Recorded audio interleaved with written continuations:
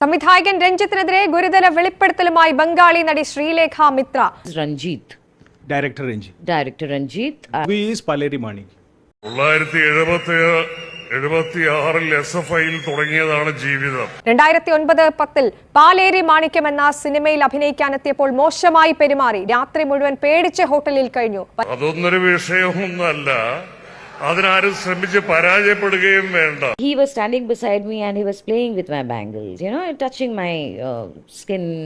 ഹംസേ, നീ പീഡന കാര്യത്തിൽ ഇത്ര മിടുക്കനാന്ന് ഞാൻ കരുതിയില്ല. Tried to play with my neck, my hair, which was not done.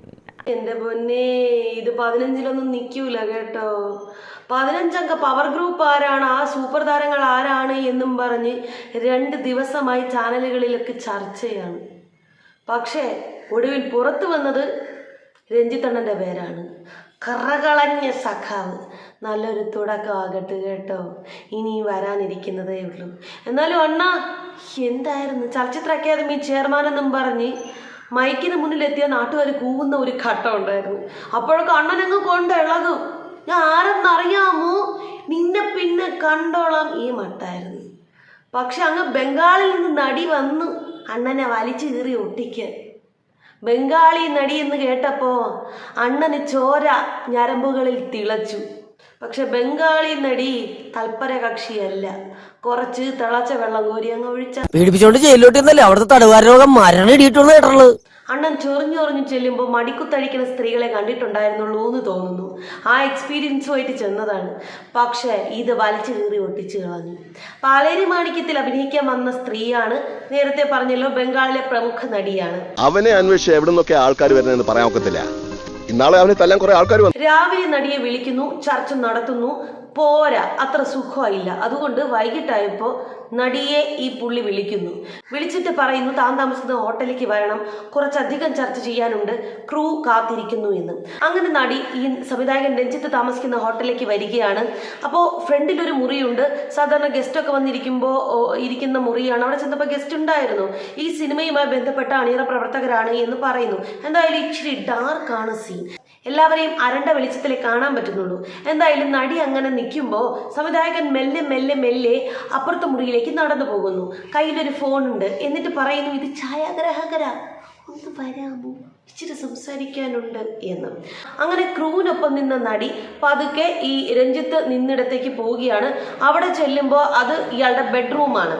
ആ മുറി ആകെ ഇരുട്ടാണ്, ഒന്നും കണ്ടുകൂടാ. അപ്പോൾ ഈ സംവിധായകൻ രഞ്ജിത്ത് ആ മുറിയിലെ ബാൽക്കണിയിലേക്ക് നടന്നു പോകുന്നു. ആ സമയത്ത് നടി കൂടെ പോകുന്നു. എന്നിട്ട് ഈ ഫോൺ കൊടുത്തിട്ട് പറയുന്നു, ഛായാഗ്രാഹകന സംസാരിക്കും എന്ന് പറഞ്ഞു. അപ്പോൾ ഈ ഫോൺ വാങ്ങി ഇവരിങ്ങനെ സംസാരിക്കുന്ന സമയത്ത് ഇങ്ങനെ അറിയാത്ത പോലെ ഇങ്ങനെ ഒരു ടച്ച്. ആരാ? നമ്മുടെ രഞ്ജിത്ത്. അപ്പം നടി അറിയാതെ സംഭവിച്ചതാ എന്ന് വിചാരിച്ച് വിട്ടു. അപ്പോഴേക്കും നടി ഇങ്ങനെ ഫോൺ എടുത്ത് വെച്ച് സംസാരിക്കാമല്ലോ. അപ്പോൾ പുള്ളി നടിയുടെ കയ്യിൽ വളകളുണ്ടായിരുന്നു. ആ വളകളിൽ ഇങ്ങനെ തഴുകി. നടി വിചാരിച്ചു, അയ്യോടാ പാവം, കേരളത്തിൽ വളകളൊന്നുമില്ല കേട്ടോ, പെണ്ണുങ്ങൾ വളയിട്ട് നടക്കാറില്ല, ഇത് ബംഗാളിലെ വളകളാണല്ലോ. അത്ഭുതം തോന്നി കാണും. അപ്പോൾ പുള്ളിക്കാർ ശ്രദ്ധിക്കുന്നുണ്ട് ഇങ്ങനെ വളകൾ തഴുകിയപ്പോൾ. നടി ഇത് ശ്രദ്ധിക്കുന്നുണ്ട്, പക്ഷെ എതിർത്തില്ല. അപ്പോൾ രഞ്ജിത്ത് വിചാരിച്ചു, ഇത് തൽപര കക്ഷി തന്നെ.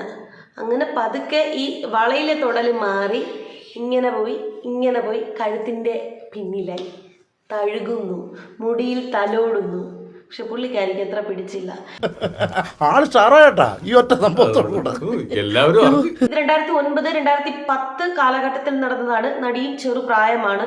പെട്ടെന്ന് രഞ്ജിത്തിന്റെ സ്വഭാവം മാറിയപ്പോൾ ഈ നടി ഒന്ന് പകച്ചുപോയി.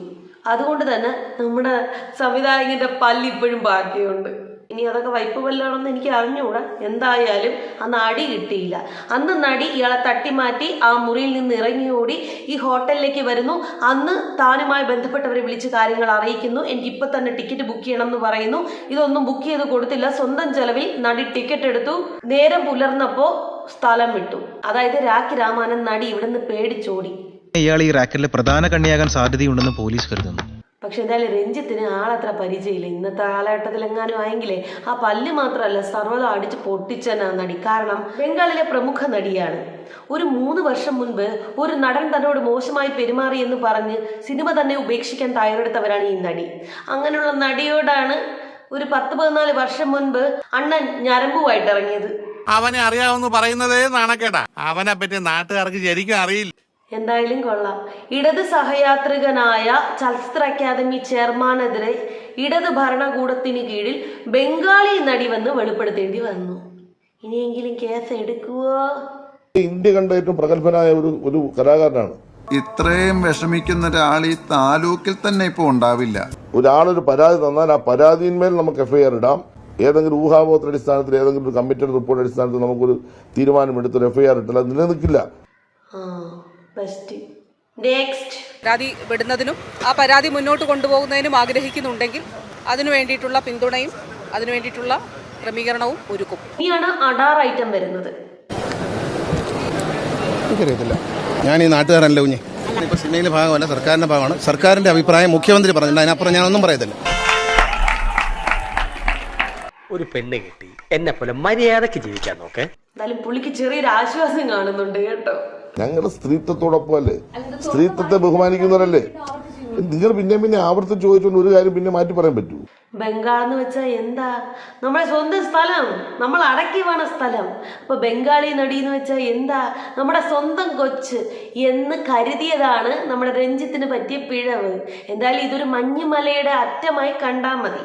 ഏറിങ്ങേട്ടായി കളിച്ച രഞ്ജിത്തിന്റെ തനി സ്വഭാവം അറിഞ്ഞപ്പോഴേ ആ കവിളി ചളുങ്ങോ പുളുങ്ങോ ആയില്ലല്ലോ എന്ന് മാത്രം ആശ്വസിക്കാം. എന്തായാലും സർക്കാർ നിങ്ങളുടെ ഹീറോ ഇപ്പൊ എന്ത് ചെയ്യുന്നു? ചിത്ര അക്കാദമി ചെയർമാൻ രഞ്ജിത്ത് വയനാട്ടിൽ റിസോർട്ടിൽ ഔദ്യോഗിക വാഹനത്തിലാണ് റിസോർട്ടിൽ എത്തിയിരിക്കുന്നത്. പ്രതികരിക്കാനില്ലെന്നാണ് രഞ്ജിത്തിന്റെ നിലപാട്. ഹേമ കമ്മിറ്റി റിപ്പോർട്ട് വരുമ്പോ നമ്മുടെ സൂപ്പർ താരങ്ങളുടെ മുഖം മൂടി അഴിഞ്ഞു വീഴും, നമ്മുടെ സർക്കാരിന്റെ പ്രതിച്ഛായ ഉയരുമെന്ന് ചിന്തിച്ചവരുണ്ട്. പക്ഷേ ഹേമ കമ്മിറ്റി റിപ്പോർട്ട് ഇങ്ങനെ അടയിരുന്ന് ദേ ഒടുവിൽ പുറത്തു വന്നപ്പോൾ സർക്കാരിന് കിടക്കപ്പുറതി ഇല്ലാതെയായി. വല്ലാത്ത അവസ്ഥ തന്നല്ലേ.